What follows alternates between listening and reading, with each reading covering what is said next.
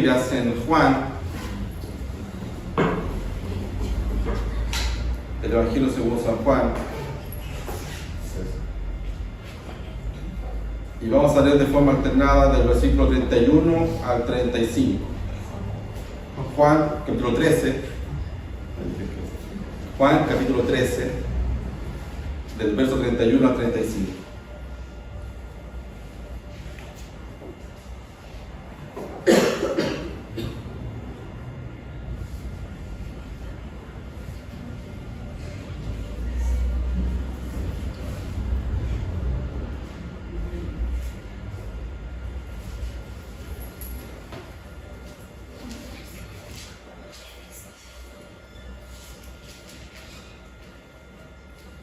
Juan, entonces, capítulo 13, del verso 31 al 35, de forma alternada, bueno, ustedes, uno yo, y decir la palabra del Señor. Entonces, cuando hubo salido, dijo Jesús: ahora es glorificado el Hijo del Hombre, y Dios es glorificado en él.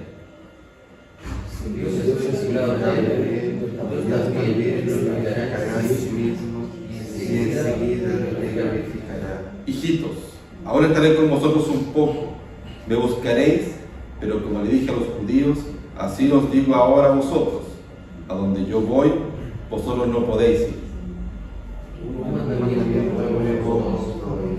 Que os améis a todos como yo os amaba, y también os améis a Todos, en esto conocerán todos los que sois mis discípulos, si tuviereis amor los unos por los otros. Amén. Oremos. Dios eterno, el Padre Celestial, te damos gracias por este tiempo, gracias, Señor, por tu misericordia, tu amor, al permitirnos estar unidos a la luz de tu palabra. Te rogamos que en tu infinita misericordia tú nos permitas, Señor, escuchar tu voz, ser sensibles a tu voz y así también obedecer tu voz. Padre eterno, te rogamos tu bendición y tu misericordia en nombre de Jesús. Amén. Hermanos,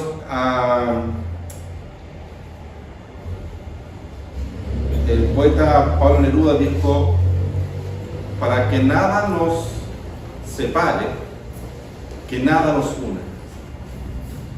Esa frase me gustó porque demuestra la idea de que al final del día, para no tener problemas, para no tener más conflictos, cada uno por su lado. Y de alguna forma nuestra sociedad nos está planteando eso. Cada uno por su lado. Nosotros tenemos un dicho, ¿no? Cada uno se raja con sus uñas. Cada uno hace lo que a esa persona le parece que es mejor y lo que a mí me interesa que eso pase. Así que cada uno va a vivir la vida desde su propio punto de vista, según sus propias ideas, según sus propias decisiones y lo que esa persona quiere. Así que no nos hagamos problemas, no tengamos conflictos, cada uno haga lo que quiera. Si ese fuera lo que Dios quisiera para nosotros, piensa tú que el apóstol Pablo en Romanos dice, en el capítulo 1, que Dios soltó. Dice que Él los tenía en su mano, pero los soltó. Hagan lo que quieran. Y lo único que buscaron fue el pecado. Porque la única idea nuestra de independencia siempre va a ser buscar el mal. Piensa en el hijo pródigo. Él nunca pensó que él tenía que adorar y glorificar a su padre. Él siempre pensó en hacer lo que él quería hacer. Todos nosotros luchamos por ser independientes. No queremos depender de nadie. Así que para que nada nos separe, que nada nos una, cada uno por su lado. Eso no fue lo que Jesús le enseñó a sus discípulos. Sus discípulos son un grupo de gente muy diversa y muy extraña. Hay un celote dentro de los 12. Un tipo que está obsesionado con la reivindicación del pueblo de Israel por la vía armada. Había que matar a Roma, había que destruir todo para que Israel fuera el pueblo escogido. Estaba Mateo, un tipo que había sido recaudador de impuestos, un tipo malo de verdad, Porque Roma le decía, nosotros queremos un impuesto de tanto, ahora tú cobra lo que tú quieras. A mí lo que me importa es que me llegue eso que estoy pidiendo. ¿Qué hacían los republicanos, perdón? Los publicanos, eso no está grabado ya. Los publicanos, me salió el dentro, ¿no? Los publicanos hacían esto: tomaban el dinero, le decían a Roma, ok, esa es tu parte, pero ellos cobraban 5 o 6 veces más. Eran millonarios, pero por abusar de su pobre pueblo. Por eso que los odiaban. Así que el grupo de los discípulos era muy extraño. Había un hombre grande como Pedro, tenía suegra, estaba casado, era un hombre grande. Juan era un adolescente, pequeño, 14, 15 años. Todo diverso el grupo, todo muy distinto unos de otros. Y ahí Jesús les dice, ustedes deben ser uno, ustedes deben estar unidos. Pero si tú te fijas unos versículos antes, ve el versículo 27, dice, y después del bocado, Satanás entró en él, que es Judas. Entonces Jesús le dijo, lo que vas a hacer, hazlo más pronto. Pero ninguno que está en la mesa entendió lo que decía esto. Entonces, por eso algunos decían, puesto que Juan tenía la bolsa, que Jesús le decía, compra lo que necesitamos para la fiesta, o que dices a los pobres. Fíjate que están los 12, y antes de decirles, ustedes tienen que ser uno, saca a uno de ahí, a Judas. Lo manda afuera. Ya no están los 12, hay solamente 11 ahora. Está Jesús con los 11. Y a ellos, porque viene lo que dice el versículo 31, entonces cuando hubo salido, o sea, cuando Judas se fue, ya Judas el traidor lo saca del grupo. Ok, tengo algo que decirles. Tengo que hablar con ustedes. Y lo que tengo que decirles es que necesito que ustedes se amen los unos a los otros. Mira el versículo 34. Un mandamiento nuevo os doy, que os améis unos a otros, como yo os he amado, que también os améis unos a otros. La unidad no es fácil, porque pensamos que la unidad se debe quedar en un contexto donde todos pensemos iguales. O sea, la unidad debe ser casi algo uniforme. Todos pensamos lo mismo, eso es unidad. Y la Biblia nunca habla acerca de eso. Nunca dice que la unidad es que todos pensemos lo mismo. Lo que está diciendo que unidad es cuando todos deseamos lo mismo, que es que todos deseamos amar a Dios. Pero aquí no somos todos iguales. Dios nos está llamando a un ejército de gente que piense todo igual. Como te decía, los 12 eran súper diversos, cada uno distinto al otro. Las iglesias se componen después por gente muy distinta. Para usted puede sonar muy fuerte hoy día, muy fácil hoy día, pero para esa época era muy fuerte. En las iglesias había mujeres, en las sinagogas no había mujeres, no participaban las mujeres, no participaban enfermos, y los que ya eran muy ancianos tampoco participaban. En las iglesias primitivas comienzan a pasar que hay mujeres, que hay niños, que hay ancianos. Si tú lees Corintios es peor. En Corintios dice que hay prostitutas, brujerías. La gente que hacía los ídolos para los cultos de Diana ya no van más allá y van a las iglesias. Se están reuniendo en casas gente súper diversa, gente súper distinta una de otra, pero que tenían una sola fe. Porque la unidad no tiene que ver con que todos pensemos o seamos lo mismo. No es eso. Cada uno de ustedes tiene gustos, tiene cosas que le gustan más que otras. Somos distintos. Cuando los que están casados aman a su esposa, aman a su esposo, pero no son iguales. Tenemos diferencias. No nos gusta ver las mismas cosas. Yo no voy a sentar a mi esposa a ver un partido de Colo-Colo.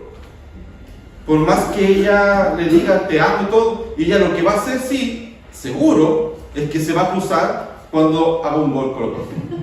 Eso va a pasar sí o sí. Se va a cruzar en un momento que no debe cruzarse.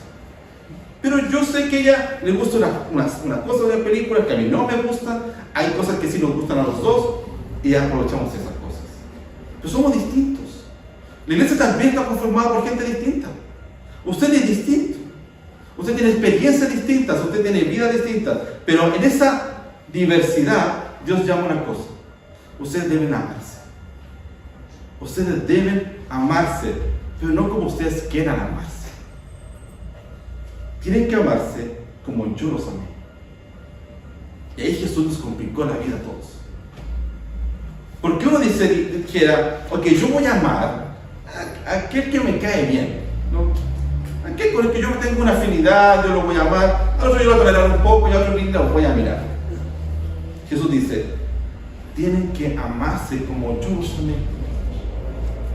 Y Jesús los amó a tal punto que dio su vida por ellos. Jesús los amó tanto que sacrificó todo por ellos.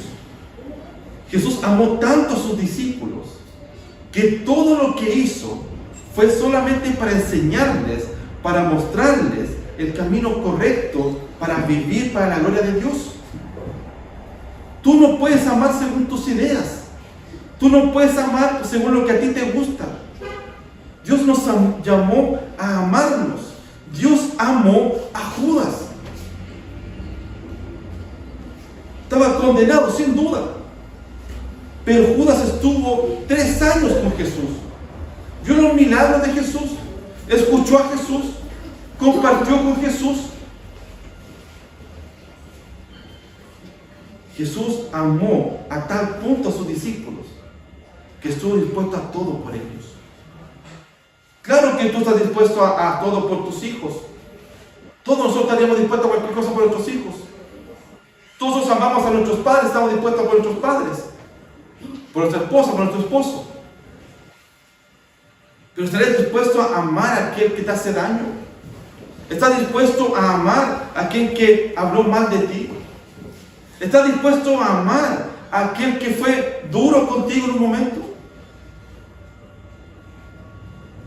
Cristo amó a sus discípulos que sabía que días después, cuando estuviera en la cruz, no iba a estar solamente uno, los demás todos iban a estar escondidos.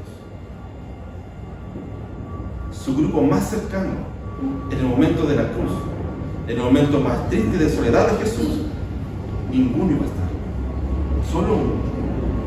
Los demás se fueron. Ese Pedro que dijo, yo jamás te voy a negar, yo jamás te voy a dejar solo, yo voy a dar mi vida por ti, se escondió y no creí en la resurrección.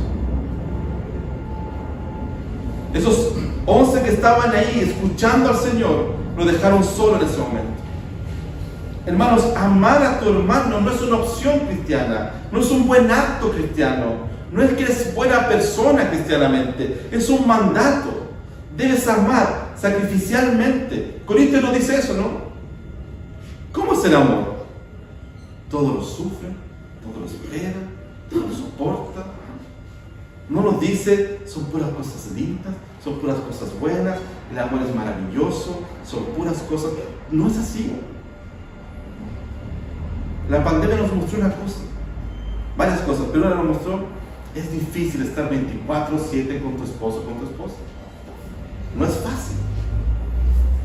Estuviste con tu familia 24/7 encerrado. ¿Cuántas veces te quisiste matar? O matarla, o matarlo. Todos. Yo tenía 3 opciones, mi esposa y mis 2 hijos. ¿A cuál le disparó primero? Era difícil. No es fácil. Y los amo profundamente. Pero no es fácil. Levantarte, acostarte.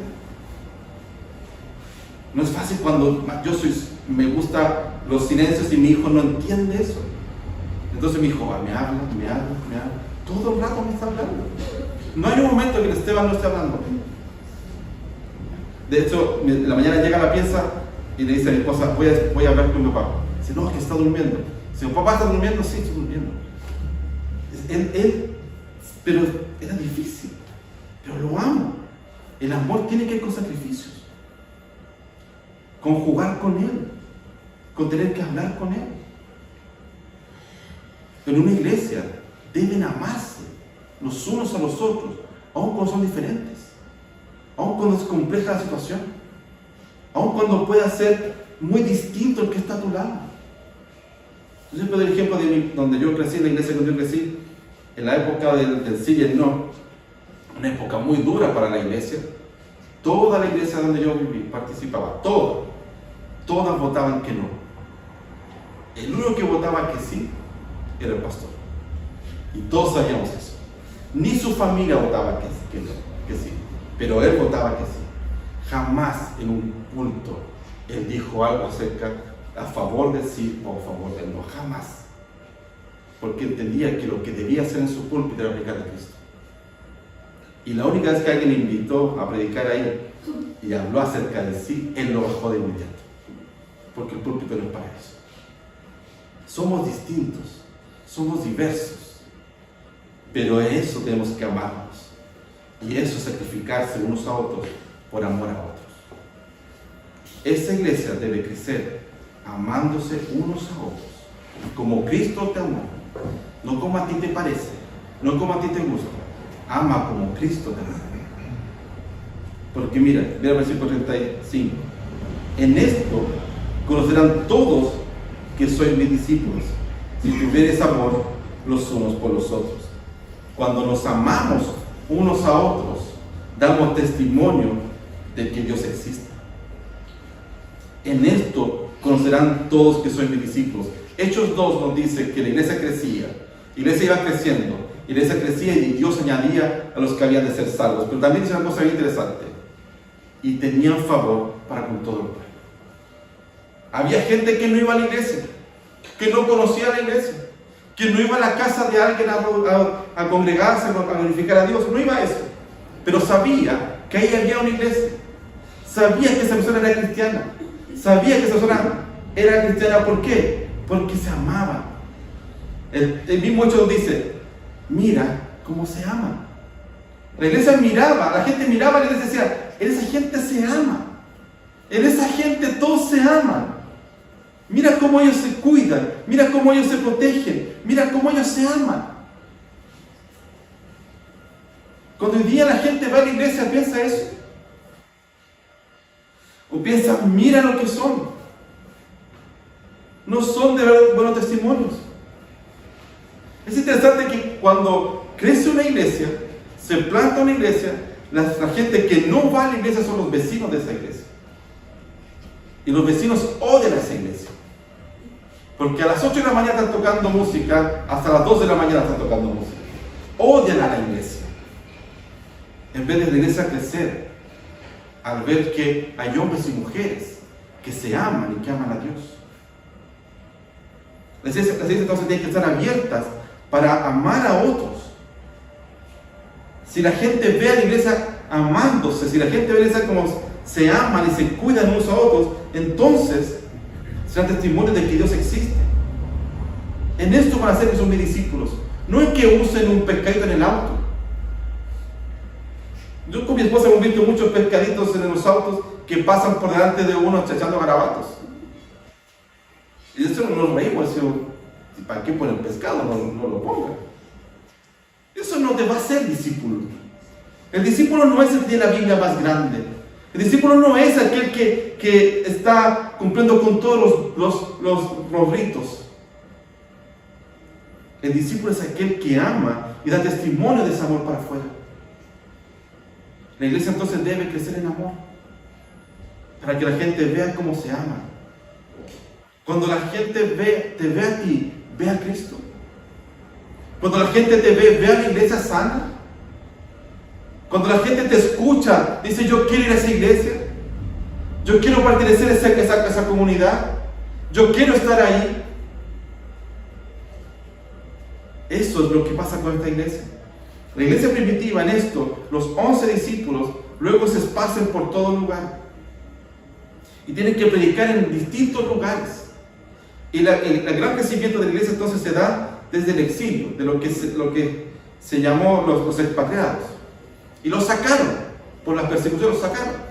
Empezaron a predicar en distintos lugares.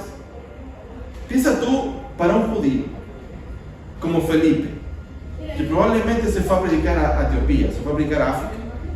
Era un judío que comía ciertas cosas, que se alimentaba y que vivía en una comunidad judía. Ahora se va a África, a una comunidad totalmente distinta, donde no se conoce, y tiene que ir a predicar de Cristo a un lugar lleno de ídolos. Todos los discípulos viajaron por distintos lugares a predicar de Cristo y fueron reconocidos por su amor a esas comunidades. Hudson Taylor, el mayor predicador de China, era un inglés que iba a predicar a China y que se vistió como chino, comía lo que comían los chinos, vivió como los chinos y les predicó de Cristo. ¿Cuál fue su gran obra? No hubo ningún convertido. Nadie siguió la obra de Hudson Taylor. Años después, esa es la obra más grande en el mundo de hombres y mujeres que se convirtieron a Cristo por su predicación. En su momento murió su esposa, murieron sus hijos, y él siguió predicando a Cristo. Y ese es el mayor misionero que ha tenido China en su historia. Nadie lo conoció, pero sí conoció el Evangelio de Cristo. Ellos amaban donde estaban predicando.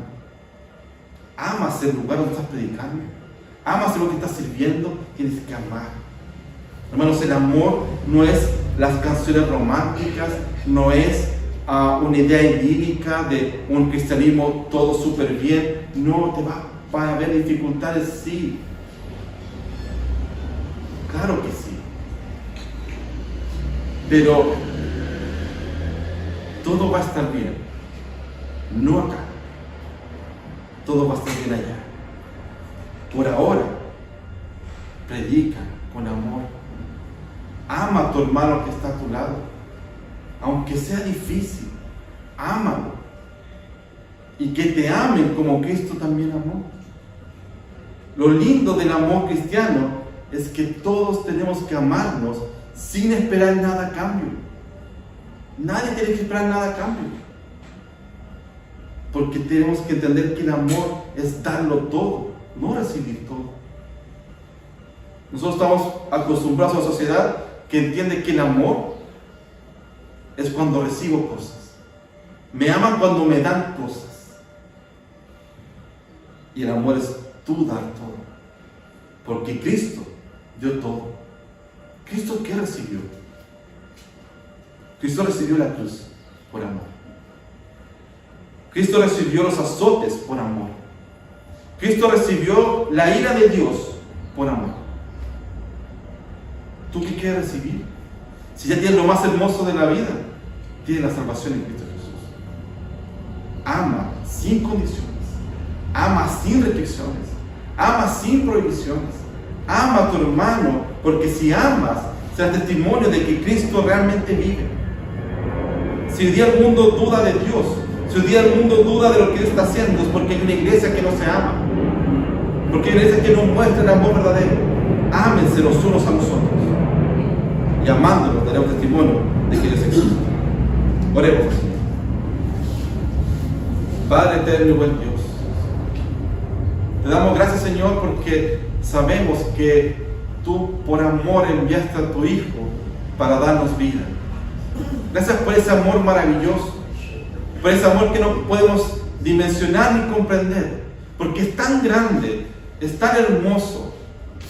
Padre, te damos gracias por ese amor maravilloso y te rogamos que nosotros, tus hijos, podamos también amarnos así. Padre, que seamos un solo cuerpo, que tengamos una sola fe, que amemos los unos a los otros para ser un pueblo de testimonio de que tú existes.